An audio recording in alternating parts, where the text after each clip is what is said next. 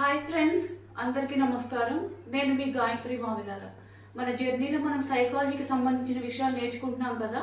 ఆ భాగంగానే ఇవాళ మనం చెప్పుకోబోయే టాపిక్ ఏంటంటే మిడ్ ఏజ్. అంటే మధ్య వయసులో మనకి వ్యక్తిత్వం అనేది ఎలా ఉంటుంది, మానసిక స్థితి అనేది ఎలా ఉంటుంది, దానికి సంబంధించిన మెయిన్ విషయాలు మనం ఎలా ఫోకస్ చేయాలి, ఎలా డీల్ చేయాలి అనేది మనం చూద్దాం. అయితే ఎరిక్సన్ అనే మానసిక శాస్త్రవేత్త ఏం చెప్తారంటే, మిడ్ ఏజ్ అనేది మనిషికి యుద్ధం లాంటిది, బ్యాటిల్.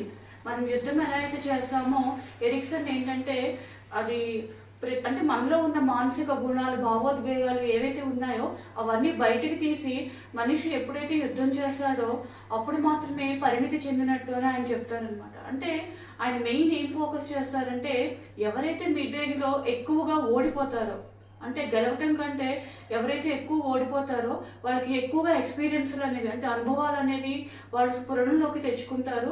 అప్పుడు మాత్రమే ఓల్డ్ ఏజ్ అనేది వాళ్ళకి చాలా హ్యాపీగా ఉంటుందని ఈ ఎరిక్సన్ అనే మానసిక శాస్త్రవేత్త చెప్తారనమాట. అయితే మిడ్ ఏజ్కి సంబంధించి ఇవాళ మనం ఫోకస్ చేసే మెయిన్ విషయాలు ఏంటంటే రెండు. ఫస్ట్ వచ్చేసరికి ఏంటంటే జాబ్ అనేది మనం ఎలా చూసుకోవాలి, దాని ద్వారా మనకి స్టాండర్డ్ ఆఫ్ లైఫ్ అనేది ఎలా వస్తుంది అనేది మెయిన్ విషయము. సెకండ్ వచ్చి ఫ్యామిలీ రిలేషన్షిప్స్. ఈ రెండింటి గురించి ఇవాళ మనం తెలుసుకుందాం. ఫస్ట్ అసలు జాబ్ అంటే మనకి మిడ్ ఏజ్లో ఏంటంటే ఈ 25 నుంచి 60 వరకు, అంటే అందులోనే మనకి career, job, family, marriage, kids, మన ఫైనల్ సెటిల్మెంట్, ఫైనాన్షియల్ క్రైసిస్ అవన్నీ ఒకదానికొకటి లింకప్ అయ్యి వస్తూ ఉంటాయన్నమాట. అందుకనే చాలామంది చూడండి, జాబ్ అనేది కొంతమందికి ఎంగేజ్లోనే వచ్చేస్తుంది. అంటే వాళ్ళకి గోల్ అనేది లక్ష్యం పట్ల ఒకే రకంగా ఉంటుందన్నమాట. అందుకని వాళ్ళు చాలామందికి చిన్న ఏజ్లోనే మంచిగా సెటిల్ అయిపోతూ ఉంటారు. ఎప్పుడైతే జాబ్ వచ్చిందో దానికి సబ్స్టిట్యూట్గా ఉండే మ్యారేజ్ కానీ మిగతా విషయాలు కూడా వాళ్ళకి అన్నీ ఒకే లెవెల్లో వచ్చేస్తాయి, వాళ్ళకి ఇబ్బంది ఉండదు. కొంతమంది ఏంటంటే ఈ జాబ్ అనేది ఒకదాని నుంచి ఇంకో ఛానల్కి మారుతూ ఉంటారు. అంటే వాళ్ళకి ఏ విషయంలో ఇంట్రెస్ట్ అనేది కొంచెం లేట్గా తెలుస్తూ ఉంటుంది. అలాంటి వాళ్ళకి ఏంటంటే చాలా కష్టం అనమాట. అందుకని మ్యాక్సిమం అంటే మనకి మానసిక తత్వవేత్తలు కూడా ఏం చెప్తున్నారంటే, ఎప్పుడూ కూడా మనిషి ఒకే ఫీల్డ్లో ఉండకూడదు, మారుతూ ఉండాలి. అప్పుడు మాత్రమే కొత్త విషయాలు నేర్చుకుంటాడు, తర్వాత మానసికంగా కూడా దృఢంగా పనిచేయగలుగుతాడు.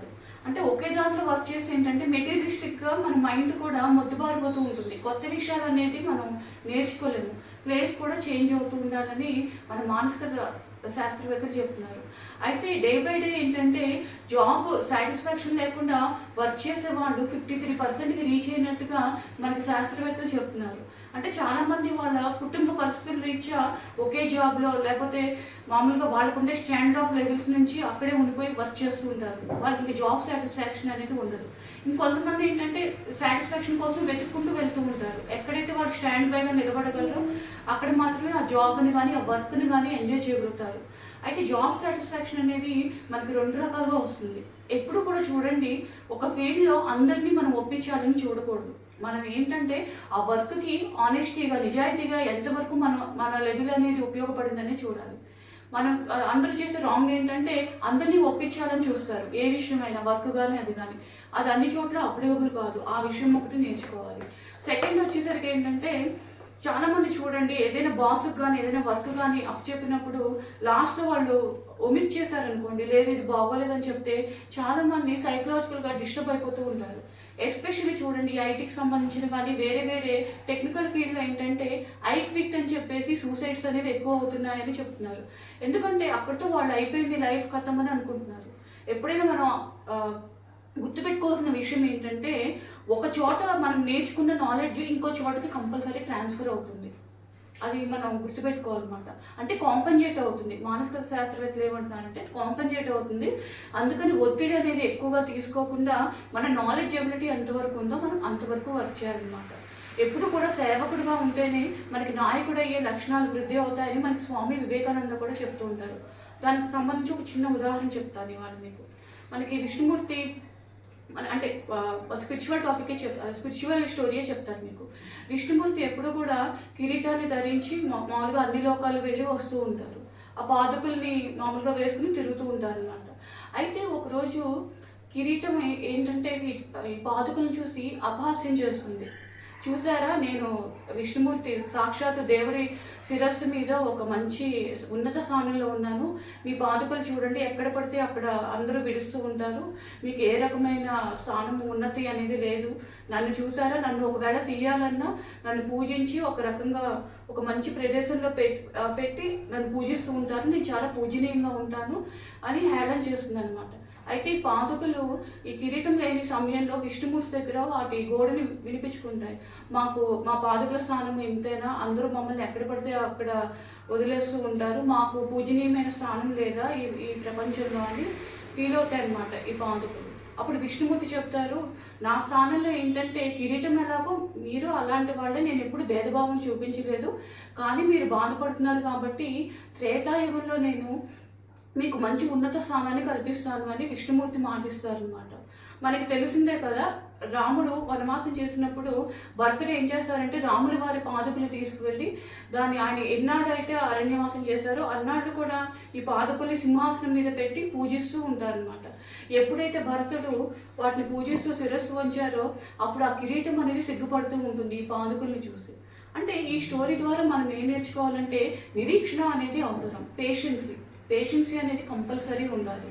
ఇంకోటి ఏంటంటే మనకు వచ్చే జాబ్ వచ్చినప్పుడు మన ఎబిలిటీస్ని పూర్తి స్థానంలో మనము ఏంటంటే ఒబే అయ్యి దానికి తగ్గట్టుగా 100% పని మనం చేయగలగాలన్నమాట. ఈ స్టోరీ ద్వారా ఏంటంటే ప్రతి ఒక్కరికి కూడా టైం అనేది వస్తుంది. మనకు కావాల్సింది ఏంటంటే పేషెన్సీ, సామర్థ్యం అంటే స్ట్రెంగ్త్ అనేది రెండు ఉండాలన్నమాట. ఇంకా సెకండ్ వచ్చి ఫ్యామిలీ రిలేషన్స్. జనరల్గా చూడండి, ఇప్పుడు అంటే సైకాలజిస్ట్ జరిపిన సర్వే ప్రకారం ఏంటంటే 2 రకాల వాళ్ళు ఎక్కువైపోతున్నారు ఇప్పుడున్న దాని ప్రకారం. ఏంటంటే కంప్లీట్గా జాబ్లో స్టాండర్డ్ అయ్యి మ్యారేజ్ చేసుకునే వాళ్ళు ఎక్కువైపోతున్నారు. తర్వాత ఎరోమాటిక్ డెల్యూజన్ అని ఒక రకమైన సైకలాజికల్ డిజార్డర్ ఉంది. అంటే సొసైటీలో ఏంటంటే బాగా ఫేమ్ ఉన్న వ్యక్తుల పట్ల ఎక్కువ వ్యామోహం పెంచుకుని వన్ సైడ్ లవ్ కానీ వన్ సైడ్ అట్రాక్షన్గా కానీ లవ్ చేస్తూ ఉండిపోయి ఇంకా మ్యారేజ్ చేసుకోకుండా ఉండేవాళ్ళు ఎక్కువ అవుతున్నారు. సెకండ్ కేటగిరీ వచ్చి సెలిబ్రేట్, అంటే మ్యారేజ్ చేసుకుంటారు కానీ పర్సనల్ విషయానికి ఏదైతే సెక్సువల్ లైఫ్ ఉందో దాని పట్ల విముఖత అనేది చూపిస్తున్నారు అనమాట. రెండు కూడా డేంజరే. మనకి ఎలా అయితే మనకి ఆఫీస్లో మనకి ఏ విషయాలు అయితే వెనకబడి మనం చక్కగా మళ్ళీ అంటే కమ్యూనికేషన్ స్కిల్స్ డెవలప్ చేసుకుంటూ మనకున్న సామర్థ్యాన్ని అంటే ఏవైతే లోపాలు ఉన్నాయో మనం సరిదిద్దుకుంటూ ఉంటాం. At the same time family లైఫ్లో కూడా మనిషి ఏంటంటే షై ఫీల్ అవ్వకుండా పర్సనల్ లైఫ్ని ఎవరైతే మంచిగా సరిదిద్దుకుంటారో వాళ్ళకి ఏంటంటే హెల్తీగా ఉంటారు, వెల్తీగా కూడా ఉంటారు.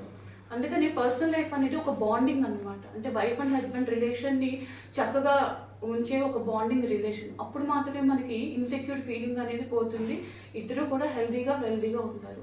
తర్వాత టైం మేనేజ్మెంట్. ఫ్యామిలీ రిలేషన్లో చాలామంది చూడండి ఒకే రకమైన జాబ్కి అంటే ఇంకా వాళ్ళ ఏమి ఏంటంటే డబ్బు సంపాదించడం, హోదా ఆ లెవెల్లోనే ఉండిపోతారు, ఏ ఫ్రేజ్ని ఎంజాయ్ చేయలేరు, అంటే టైంని మిస్ అవుతూ ఉంటారు.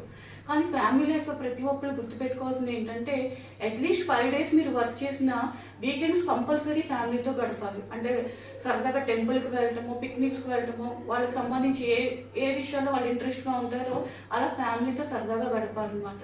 సో మిడేజ్లో ఎవరైతే ఈ జాబ్కి సంబంధించి ఈ పర్సనల్ లైఫ్కి సంబంధించి మంచిగా రెండింటిని బ్యాలెన్స్ చేసుకుంటారో వాళ్ళకి ఏంటంటే ఓల్డ్ ఏజ్ అనేది చాలా మంచిగా ఫ్రూట్ఫుల్గా కనిపిస్తుంది. మనకి చాణక్యుడు చెప్పింది కూడా అదే. చాణక్యుడు ఏం చెప్తారంటే వ్యక్తి ఏంటంటే తనకి సంబంధించిన కార్య విభాగంలో తను పనిచేసే చోట ఏంటంటే ప్రతి విషయంలోనూ గెలవాలి. అయితే మానవ సంబంధాలు ఫ్యామిలీకి సంబంధించిన విషయాల్లో అంటే ఏదైతే కుటుంబాలు సంబంధ బాంధవ్యాల విషయంలో ఓడిపోవాలి అని చెప్తారు. అక్కడ మనం ఏంటంటే ఈగో ఫీలింగ్స్ అనేవి అలాంటివి చూపించకూడదు. అందుకనే మనం ఎక్కడ గెలవాలి, ఎక్కడ ఓడిపోవాలి అనేది కూడా మన మెచ్యూరిటీ మీద డెవలప్ అయి ఉంటుంది. సో ఫ్రెండ్స్, ఇది విలేజ్కి సంబంధించిన మెయిన్ విషయాలు. మన తర్వాత క్లాస్లో ఓల్డ్ ఏజ్కి సంబంధించి మానసిక ప్రబుద్ధి అనేది ఎలా ఉంటుందో మనం నెక్స్ట్ క్లాస్లో చెప్పుకుందాం. ఈ వీడియో మీకు నచ్చితే లైక్ చేయండి, షేర్ చేయండి. మీ కామెంట్స్ ఏమైనా ఉంటే కింద కామెంట్స్ బాక్స్లో రాయండి. నమస్తే.